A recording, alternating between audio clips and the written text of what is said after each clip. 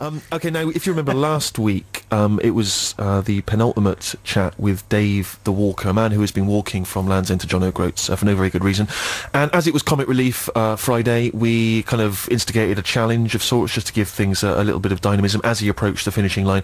Dan, do you want to give us a quick summary of what the challenge was? I'll try and remember it, Steve. It was very haphazard because you sort of made it up as you went along, but it ultimately came down to the fact that if Dave made it by Thursday lunchtime, you would donate your enormous fee for the show to Comic Relief. That's right. And if he didn't, he would have to strip naked at John O'Groats. He had to get somebody else to photograph him that there would be proof.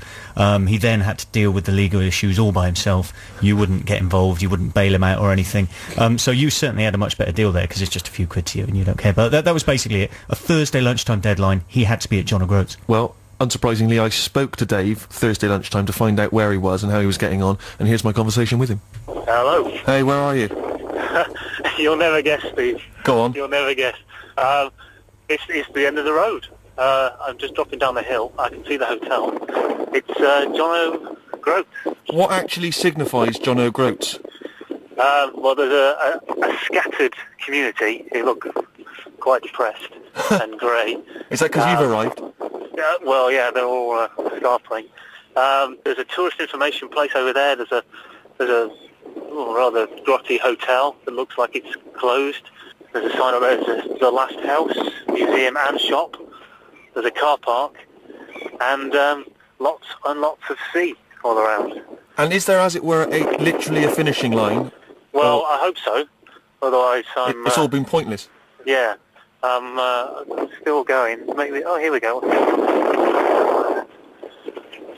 It must be down here somewhere. Hopefully there'll be someone around who can actually verify that I'm not just making all this up. Well, at the moment, you could just be standing on a blustery hill somewhere outside your house. That is true.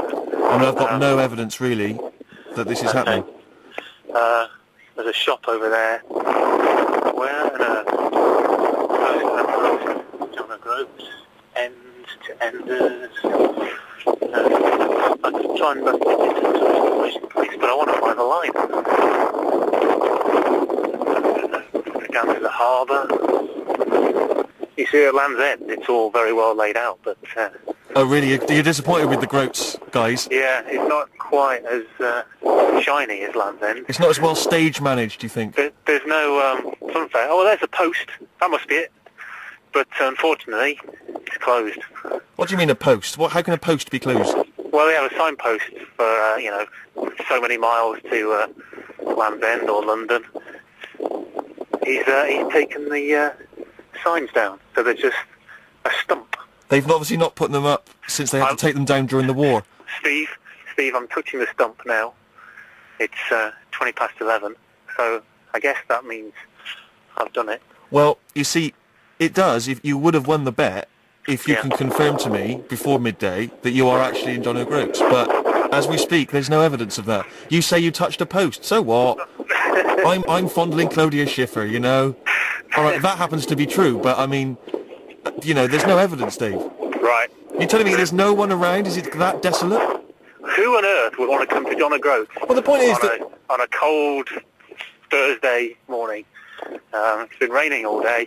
Tourist information place, right, here we go. They're honest. You'd hope so. It looks... It's closed. It's closed? Yeah. There's a person walking. There's a few scattered buildings. I'm going to grab that person. I'm running for the first time in 2 months. Excuse me. I have a skeptic on the phone. Can you just please verify where we are and the time of day to this gentleman? That'll be very kind. Right, here's hi. Right, yeah, your friend is actually in John O'Groats and it's 11:20. It's 20 past what? Sorry, could you just confirm that time again? 11:20. 20 past 11 on what day? This is Thursday what's the date, 15th is it? Yeah, 15th of March. And what is your name, please? Corin. And are you a local to the area? Yeah. How many people do you find every day are turning up having just done a giant walk from Land's End to John O'Groats? Yeah, in the summertime, it's every day. Someone going from Lansdowne to Jonah Groats. No novelty anymore, no surprise. Not to us, no. Sorry. And so, can I just very quickly, what is in the area? What is there for you to no, do? I have to go, honestly. Do you? Okay. Are you walking to Land's End? Not today, no. Okay, all right. Well, all the best. Thank you very much for confirming it. What on earth were you doing to her? She started off as friendly, but she obviously didn't like my probing, because I was going to ask what's going on. Well, nothing's going on, and that's obviously why she's a bit ashamed of it. I think she's involved in the tourism here, and it's not really happening. Well, I have to say you've done it, Dave. Just cover the microphone a bit on your phone, because it's very blowy. I'm sorry. Yes, right to apologise. You've done it. I mean, what can I say? I mean, the terrible thing is, of course, there's hordes of people all over the country who've done this before. I wish it was as though you'd just reached, a great landmark for the first time. And obviously for you, it is a milestone. But for everyone else in the world, I guess it's a shame, isn't it, in a way, that that there's no novelty left anymore. But I didn't think of something original. Yeah. Well, yeah. Exactly. You're right. It's been a magnificent waste of time. It has been a giant waste of everyone's time. Yeah. How do you feel at this moment? Are you exhausted? How do I feel? Hang on, there's something tingling. Pain, mainly, I feel, and relief. Is it genuinely been really painful? I mean, is it been painful? Because you're quite a healthy man. Thank you very much. I like the way you changed the tone of voice when you're asking that question. Yes, it has been very painful, and I'm glad that it's over. Please don't make me do it again. Do you feel that you've gained anything, any insight into why you set out on this journey? No, none whatsoever. It's one less thing that I need to do, I guess. Do you feel that the emptiness inside has in some way been filled by this journey, or do you remain the dark existential figure we know and love? I cherish my void, Steve, and that will continue to be the case. Right. Yeah, I'm still not full. The obvious question is, are you going to embark on some new challenge, perhaps later in the year? Well, I've been thinking about it, and probably not. Although the idea of walking across Europe does spring to mind, but maybe when it's sunnier, that might be nice. Who knows, Steve? Who knows? There's a whole world out there. There is indeed. How are you going to get back home now? Yeah, I haven't thought of that. All right. And I was hoping the tourist information place was going to help me, but that's closed. So, got half a day to walk back to somewhere, I guess. It's a bit depressing, isn't it? It's really depressing, particularly as I'm going to hang up now. Gutted that I've lost the bet, of course, and now I'm going to have to write a check because the bet. Lest we forget, I did bet you that if you did it by this point, then I would write a check for my fee for this show to Comic Relief. So I'm going to write that out now.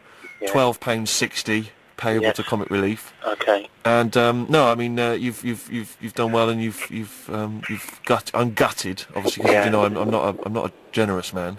No, I had to get up at 6 o'clock in the morning, Steve, just to make sure you lost that bet. But I was thinking of the children the whole way. It's good to know that we've both suffered today. Absolutely. In some way. No, it's been obviously, it's a pleasure talking to you each week, and in a sense, you talk about your empty void. There'll be an empty void in the show now. Oh well.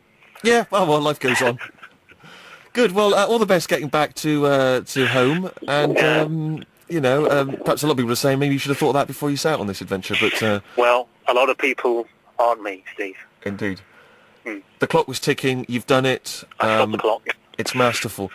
So, Dave, I have to ask you for a final time. Which tune will you recommend to me this week as your final song? Well, I haven't been thinking about it at all, but I think I'll go for Primal Scream. I'm losing more than I'll ever have, which obviously they later transformed into Loaded on the Screamadelica album, but as I often do, I prefer the original, Steve. Well, always the best. You yourself are a true original. Oh, that was smooth, wasn't it?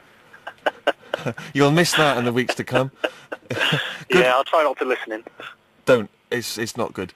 Good luck to you and all that you do, and we'll hopefully catch up with you very soon. It's been a pleasure, Steve. It's been a pleasure talking to you, mate. And you know what? We shouldn't leave our friendship this long next time. Oh my God, he's just fallen off. He's just fallen off the cliff. He's plummeted to his death. It's the perfect ending to this segment. Well, to be honest, Steve, if it takes 5 years and it ends up in this kind of debacle, then maybe another 5 years won't be such a bad thing. What was that noise just then?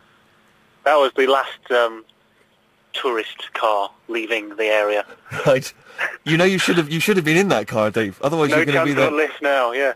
Yeah, you're screwed. Well, listen, maybe we'll catch up with you next week just to find out how you got home. Well, I'll still be here. It might be nice to think of you there, trapped. It's a perfect existential end to this conversation, that you're trapped there in Beautiful. John O'Groats, a lonely, desperate figure. Yes. God bless. Yes. It's been an honour. Thanks. All right. Cheers, Dave. Bye-bye.